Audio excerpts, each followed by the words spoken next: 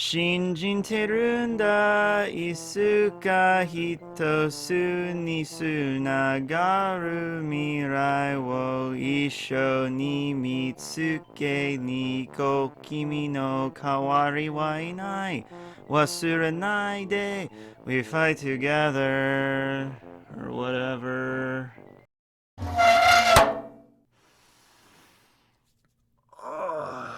Okay, I said I was gonna do it, so I got to. Hey everybody, how you doing? Tekking here, and Helmeppo video today. How about that, huh? Helmeppo. Well, hey, did you know Helmeppo's name kind of sounds like hippo? If you take a few letters away and you add a few, but you keep the H, it sort of sounds like hippo, right? And hippos are actually really fascinating creatures if you really think about it. I'm not just doing this so I can go on a 10-minute unrelated tangent so I don't have to talk about Helmeppo, but deep in the heart of Africa, the hippopotamus is one of the mighty predators of the... Okay, fine. Actually, you know what? All bullshit aside, Helmeppo actually does have a story arc. He does. You have to kind of look for it because it's not apparent on the surface, but it is there. Helmeppo's story arc is slowly rising through the ranks of Marines, much like Kobe, but in Helmeppo's case, it's rising through the ranks to eventually surpass his father, okay? Because Helmeppo's father was Captain Morgan, and right now he is a lieutenant commander in the Marines, which was pretty high. But the funny thing is, if you go back and you look at the positions that Morgan held before he was a captain, they actually mirror the same ranks that Helmeppo has had. So Morgan started off as a chief petty officer, so did Helmeppo when we see him post Enies Lobby. Then he got up to lieutenant commander, which is where Helmeppo is right now, before finally being promoted to captain, which is, you know, hopefully the rank that Helmeppo will attain at some point, and when he gets there, he can be like, I have surpassed my father, and I am a true Marine, unlike him. So this story actually starts off with Captain Morgan, because that is the father of Helmeppo. Don't ask me about the mother, how that worked. I don't want to think about Morgan thrusting, alright? So, ugh. But anyway, yeah, Morgan was the cruel, oppressive ruler of the Shelltown base in the East Blue.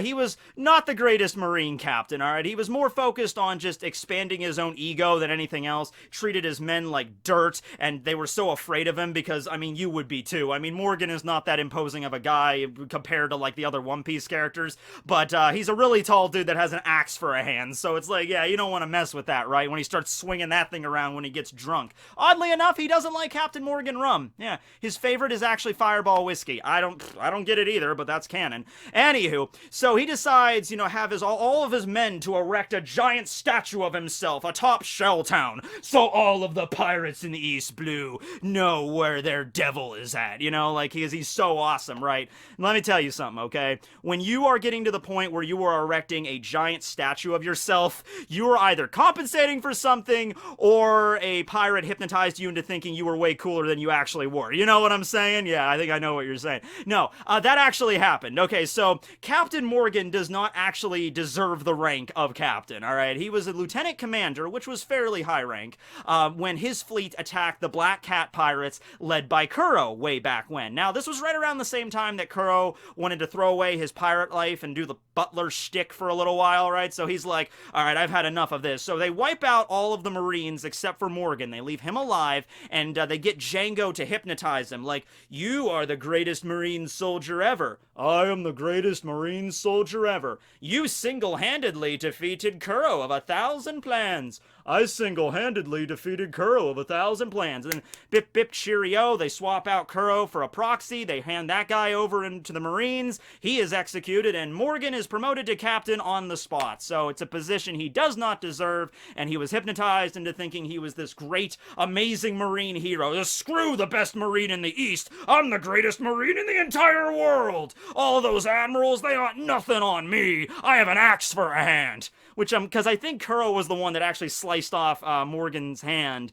and he decided to have a prosthetic in the form of, I was like, well, do you want a regular hand, or I could give you, like, a hammer hand? He's like, no, it's gotta be an axe. I'm like, alright, I think you're compensating for something, but okay, fine, we'll give you an axe. So he's got an axe for a hand, a rather intimidating fellow, right? So Helmeppo lived in Shelltown in the base as well, however, he was not a Marine. He just lived the very posh lifestyle and just living, you know, basically doing whatever he wants because everyone's afraid of his daddy. So he would walk through town and be like, hey, check me out. I'm a 1970s dancer with my gold chain and my butterfly collar. You better give me some free food because my daddy is Axe Hand Morgan. And so he would walk through town with a bunch of Marines with guns and stuff because they were told to, because if anybody defies Helmeppo, then they have to answer to Morgan. Morgan really didn't seem to care for his son very much, but at the same time, it's like, well, you are genetically related to me, so I guess I can't let people smack you around. So if anybody hurts you, then I have to hurt them. And I honestly just think Morgan wanted a excuse to exert his power, right? So that's maybe why Helmeppo was allowed to basically do whatever he wanted. Because if anybody were to so much as raise a finger to Helmeppo, like, you can't be doing this crap, he would, like, walk his dog, which was actually a wolf, he would walk his wolf around town and just knock over food carts and, like, threaten children. If anybody dared to talk about him, he's like, oh, that's when Captain Morgan pops out. So yeah, that's how he lived, and as you can tell, yeah, kind of a douchebag. Yeah, a little bit of one. Yeah, so that was Helmeppo at the beginning of the series. Not a very likable character at all.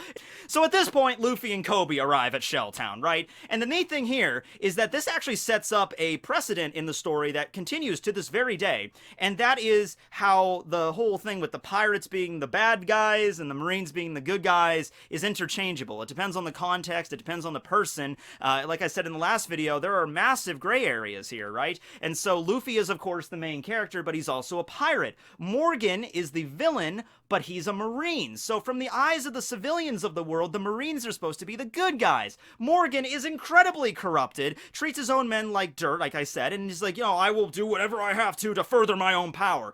And Kobe looks at this, and he's like, that is horrible. That's not how a Marine should act, not let alone a Marine captain. Aren't you ashamed of yourself? You know, because Kobe is he has very idyllic views of what it is to be a good Marine, right? And he follows those ideals to this day.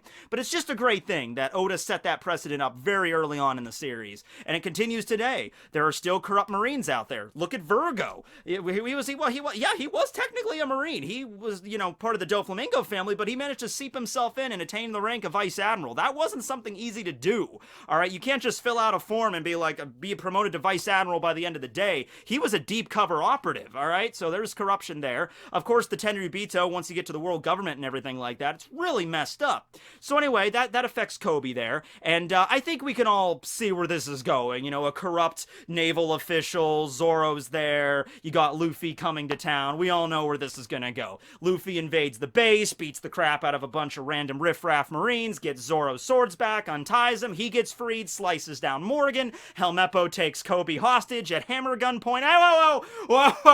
Whoa, back up. Oh.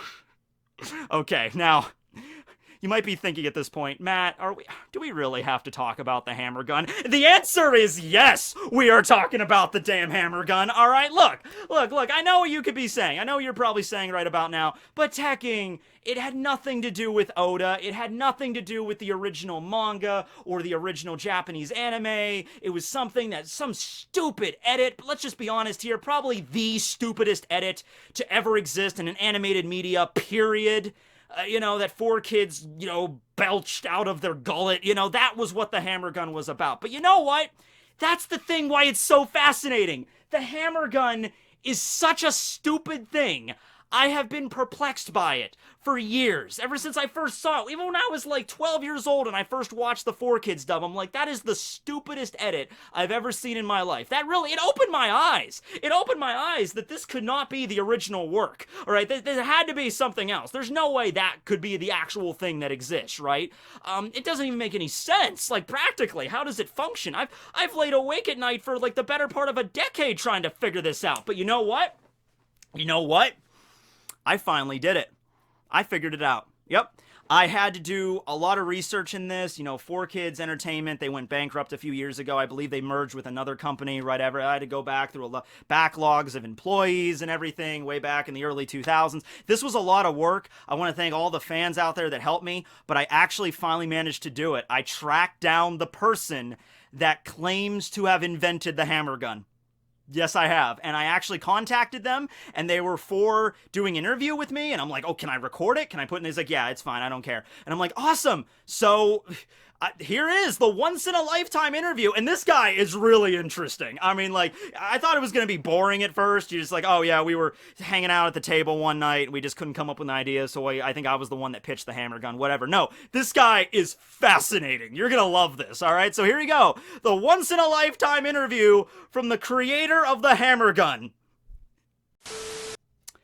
Hello there. Can you hear me? Yes, yes, thank you so much for calling me. I don't get a lot of visitors asking about the greatness of the hammer gun. Yeah, it's crazy. I thought, 4Kids, all the stuff that happened with them years ago, I thought it'd be hard to actually contact you, but I found a business card. Are you Terry T. Wego? Is that Yes, that Oh, is me. good, That is good, what I go by. good. Okay, awesome. Wow, this is going great. Okay, so I'm actually doing an expose on Helmeppo from One Piece right now. A character that you Oh, probably know. Helmeppo. Yes, a character that you know very well.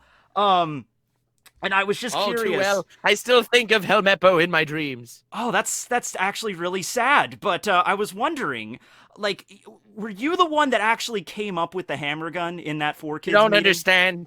I got my entire salary to just come up with the hammer gun. I didn't do anything else with the greatness of the Four Kids production.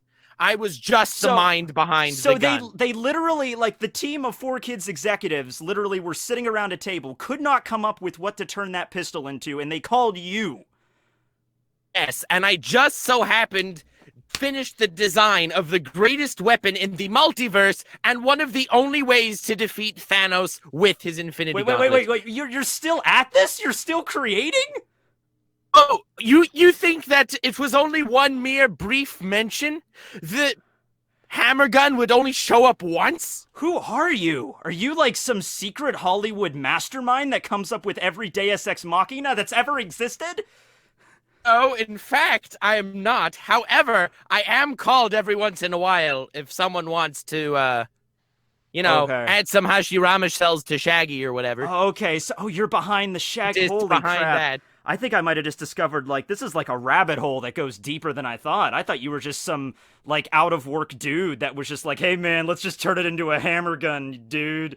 Uh, Oh, but if you notice, it's not just any hammer gun. If it Well, was no. a mere hammer gun, then, the work would be easy, but it's also spring-loaded, Yeah. adding force to the attack. that's the thing about the hammer gun. It's like, if I was gonna make a hammer gun, I would probably design it much differently than what actually turned out. But Yes.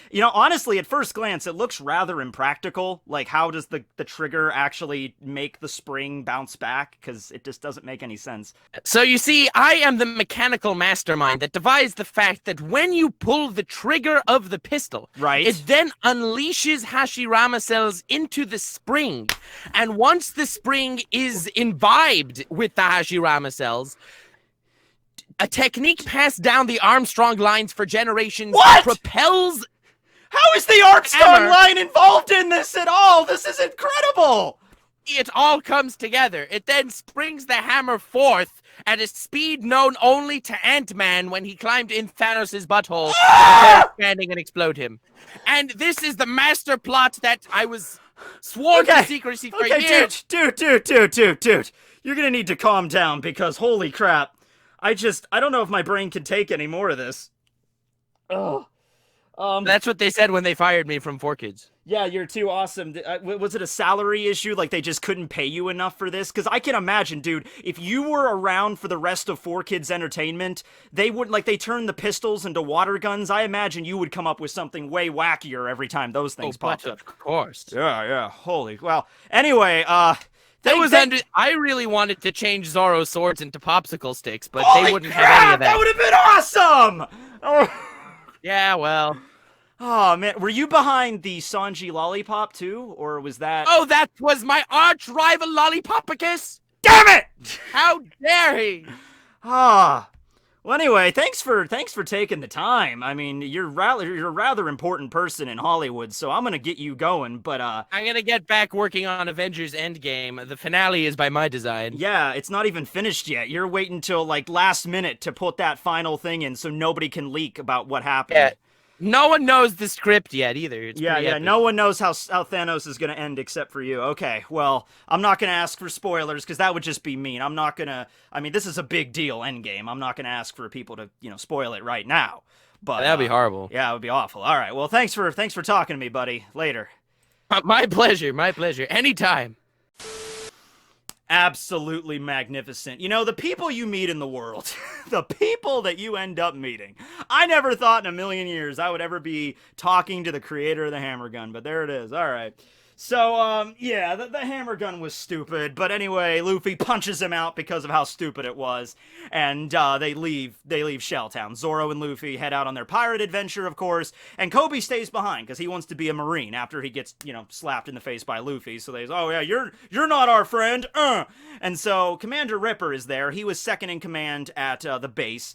Morgan gets thrown in chains, and he's actually going to be court-martialed. They're going to send somebody from HQ to, check him out, but he's in the prison at Shelltown in the meantime. So Kobe basically grovels before Commander Ripper, like, please, I got nowhere else to go, and I want to be a Marine. Can you do something for me? And Ripper, I would imagine, is looking at him. He's like, all right. He's like the sniveling, pudgy, 16-year-old kid. He's like, yeah, all right, we could probably, yeah, do you know how to clean the toilets? You could do that. Kobe's, of course, just happy to do anything. He's like, I'm in the Marines. This is really what it was all like. And he takes the plunger, and he's like, yep, this is my life goal. But hey, at least he's doing something, right? At least he's in the Marines. Now, as for Helmeppo, he was knocked out by Luffy. So I can imagine, he gets floored. He's on the ground in that courtyard where Zoro was being starved to death, and he's there, and he's bleeding. He's like, oh, he wakes up finally. All the Marines, like Commander Ripper and everybody, are standing over him, just like looking at him like he's like the pathetic creature he really is. And Helmeppo's like, oh, that ruffian punched me in the face. Someone please go and... Huh? And everyone's just kind of looking at him like... Now, here's the thing. I believe Kobe is the one that actually vouched for him, because otherwise there would be no reason, after all the crap Helmeppo pulled, there'd be no reason for him not to just throw him into prison with his dad or kick him off the island. Just like, you know what? Just leave. Just get out of here. We don't want you here anymore. Here's a fishing boat. Just get the hell off the island. Kobe, I think, actually kind of identified a little bit with Helmeppo. Kobe was somebody that lacked a lot of confidence and stuff. He was rather pathetic his entire life, working on Alvida's crew, very sheepish, and then Luffy came around and gave him some confidence to finally, I want to join the Marines. And so he's a Chore boy, but he's in the Marines. And so he sees Helmeppo, and he could probably tell that Helmeppo at his core is not really a bad guy, but just think about it. His entire life, Helmeppo had nothing but, like, the sycophants of his father. Once again, don't know the deal with the mother. Maybe that's where Helmeppo got his butt chin from, because Morgan, he has that lockjaw kind of thing with the M-O-W-E, which I'm not even sure with that Mo on it, Maybe that was his favorite member of the Three Stooges. I don't know. But anyway, yeah, maybe Morgan had the butt chin, but maybe his mother did. I don't know. But, he didn't really have any friends growing up. He probably just had his, father's men that were so terrified of Morgan that they would give Helmeppo whatever he wanted, right? So now that his father is defeated, Helmeppo pretty much has nothing. He has no skills or anything. He's just this sniveling worm on the ground. And so Kobe probably vouched for him. It's like, oh, come on, guys, don't throw him in jail. He's pathetic. He's worthless. At least make him a chore boy. Put him to work like me. Helmeppo at that time was probably like, chores? I'd rather die. And I was like, oh, well, chores are impossible execute. But anyway, he becomes a chore boy as well with Kobe, and they start working together at Shelltown, mopping, sweeping, all that stuff. Eventually, Garp shows up at the base to court-martial Morgan to take him back to HQ for his trial, I suppose. Now, at this time, though, Garp is unfortunately asleep during the prisoner transfer, so Morgan gets freed and slashes Garp down, and he manages to grab Helmeppo as a hostage and escape. Now, you might be thinking for a second, whoa, you're telling me Morgan's got, not Morgan's, as in big news Morgan's, but you're telling me Morgan got a hit out on Garp. Yes, he did, but don't think that really harmed Garp at all, because Garp, he actually woke up later, much later, in fact, after the whole prisoner, taking has failed through at this point, and he's bleeding down the front of himself, but he doesn't even feel it. So Morgan is so weak, he attacked Garp while he was sleeping, and it didn't even wake him up. Getting a giant axe straight across your chest didn't even wake up Garp from his nap. That's how awesome that dude is, and his video will be coming up soon. And he didn't even use hockey or anything, because he's bleeding. He just doesn't care. He's Garp, for God's sake. So, anyway, though, Helmeppo did not get taken by Morgan because he felt like, oh, I am your father, and we will escape this place together. No, he was just like, I need a hostage. Get in here, boy. And they start sailing away, right? Now, here's the thing, though. Helmeppo finally stands up to his dad here. He looks at him, and he's like, you know what? You were a horrible dad. You never supported me or anything. You only cared about furthering your your own power. So, you know, they're having a little back and forth on the boat there. Meanwhile, on the ship, they don't really care that Helmeppo is being used as a hostage. You know, Garp is still asleep, so Bogard, who is like Garp's second in command, he's like, all right, so I guess we're just going to have to sink both of them. You know, it's like, all right, cannons aimed at that small dinghy if we have to take out a person that broke the law along with a common shore boy that nobody cares about, whatever, we'll fill it out on the report. Cannons, fire! And then Kobe, I forgot to mention this in his video, Kobe actually pulls a little bit of a commando, like Arnold Schwarzenegger move here. He takes out 2 flintlock pistols, and he's like, all right, everybody, stop right there, he's my friend! And he starts waving these pistols around the ship, and all the Marine soldiers stop what they're doing, and like, whoa, kid, would you stop waving those things around? And so Bogart, he has a katana, because he's awesome. He just takes out his katana and just shing, shing, shing, slices up Kobe's pistols like they're freaking cheese, and Kobe's like, no! But eventually Garp wakes back up at this point, sees everything that's going on. Helmeppo escapes, reunites with Kobe. Morgan still gets away, though. Morgan doesn't get captured or anything. We still see him later on in Django's cover story floating around in the ocean. So we haven't seen him since. I have no idea what's up with Morgan, but I would like to see him reunited with Helmeppo at some point when Helmeppo also achieves the rank of captain, which is probably going to happen soon, because Lieutenant Commander is not much lower than that. I think it goes Lieutenant Commander, then Captain, so he's only like 2 ranks below Kobe.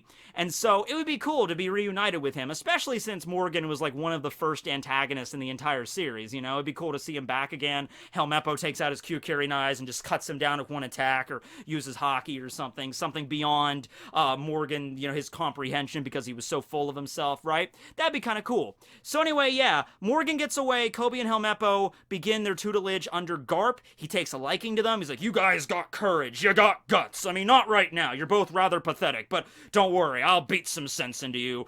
Welcome aboard Garp the Fist's, you know, tutelage seminar, you know.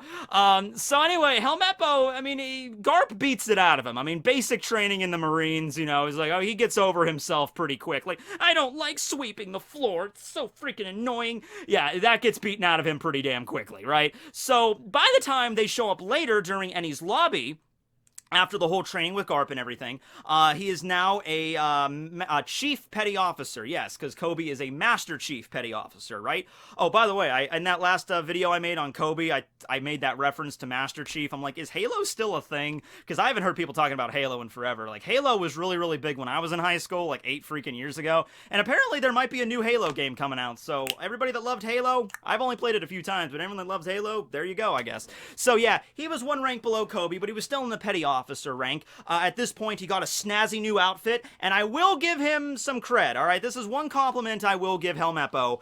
I do like his visor. I love any character that has a cool visor. Is it practical? I don't know. Where did he get it? I don't know. Maybe the Marines just have a really cool shop where you can pick out your own outfit. And he also uses Q-Carry knives now. This is not a Q-Carry knife, but it's the closest thing I got. They're a rather interesting shaped weapon, as Zoro said, but makes them distinct, you know? And so they arrive at after the Ennie's Lobby arc, they arrive at Water 7, they meet Luffy and Zoro, and of course they clash with them very briefly. Of course, Luffy and Zoro floor them rather easily, but they get a few clashes out, you know? Helmeppo jumps up and is like, Q-Carry knife attack! King, ching, ching! And then Zoro just, oh, okay, I'm sorry, I give. But they were able to get some licks in, is what I'm saying. You know, Kobe at this point knew Soru, so yeah, that was cool. Now, the funny thing is, they still don't care about Helmeppo, because, like, Zoro and Luffy are happy to see Kobe again. Like, Kobe, how you been, buddy? It's been forever. It feels like it's been, like, 7 years. It's only been, like, 6 months. Like, yeah, but this is anime. Meanwhile, Helmeppo's off to the side, and he's like, hey guys, what about me? And like, who are you again? He's like, no, I'm Helmeppo, remember? Helmeppo. He's like, oh, right, that guy. He's like, yeah, remember Zoro? I starved you for like a month. Do you want this sword to be shoved up your... Okay, yeah, so no. Also, the changing of the hairstyle did nothing but help him. You know, like getting that hairstyle done from whatever the hell that was supposed to be to just, you know, the really long hair with the clip. I'm like, all right, that looks a lot better, right? So yeah, they talk about Yonko, they talk about the New World and all that stuff.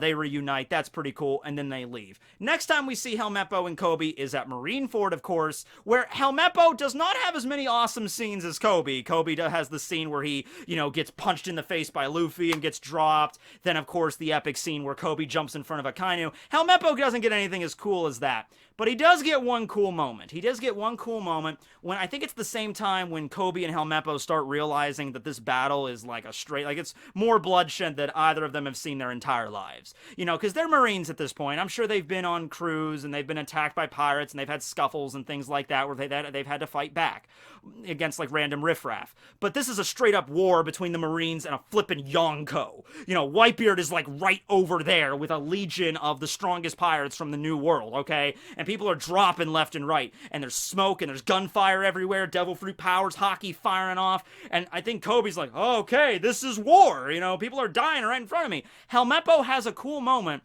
where he kind of like reassures Kobe, where he's sort of like, our place to die is still very far away, or something like that. Like, our place of death is still very far off. So, at least it's a cool moment. I really have nothing else negative to say about that. He's like, oh, no, Kobe, we're just starting our journey as Marines. We still have a long time in front of us. Don't worry about it. If you start worrying about dying now, it's just going to distract you. So, that was a cool moment, right? And the thing is, after Kobe got defeated and everything, Helmeppo's cradling him like, Kobe!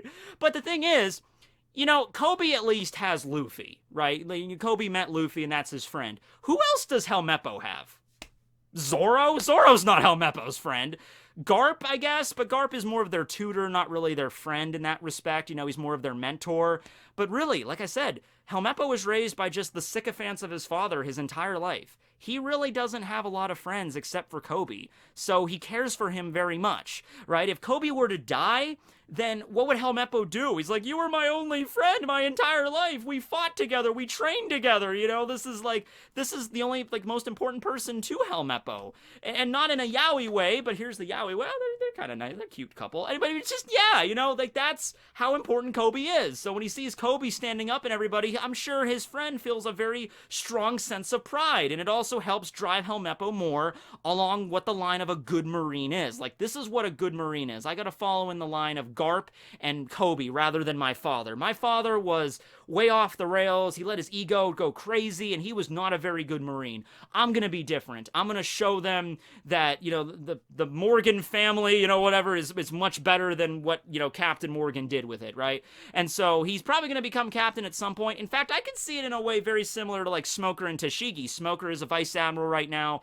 Tashigi's a captain. I could see Kobe being promoted to vice admiral, maybe by, you know, Raftel, and then at that point, Helmeppo is a captain, and he's like, oh, you're the same rank as your father, but you're a much better Marine. At this point, you know, hockey, maybe.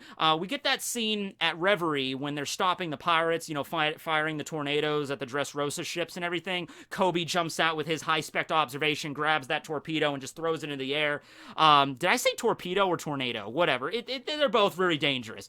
Anyway, while Kobe's doing that and, like, you know, breaking the ice with Rebecca and everything, Helmeppo goes into the submarine itself and subdues all of the pirates and saves the princess and everything. So yeah, Helmeppo's on the same rank as Mario there, and he's talking to Kobe over a Den Den Mushi, and he's like, man, what is up with your observation hockey? It is insane that you were able to see the torpedo and jump into the water and stop it while it was firing. That's crazy.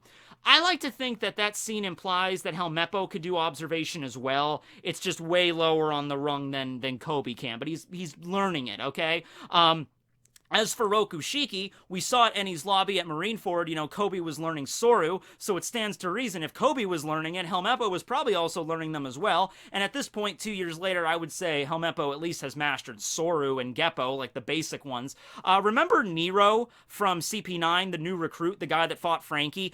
He only knew 4 of the 6 powers, and he stated that he didn't know Tekkai and Shigon, so I'm assuming those 2 are the hardest ones to master, the finger pistol and the iron body, okay? So he had to rely on the other 4. So I'm thinking, yeah, Helmeppo should have at least learned Soru, Geppo, Kamiye, maybe Rankyaku. He can do the Tempest kick kind of thing. He mastered his Kukuri knives a little bit better. So he could probably learn that stuff. He's probably not up to the level where... maybe Kobe probably knows all the 6 powers at that point. I would have no problems with that of him learning Tekkai and everything on top of his observation, right?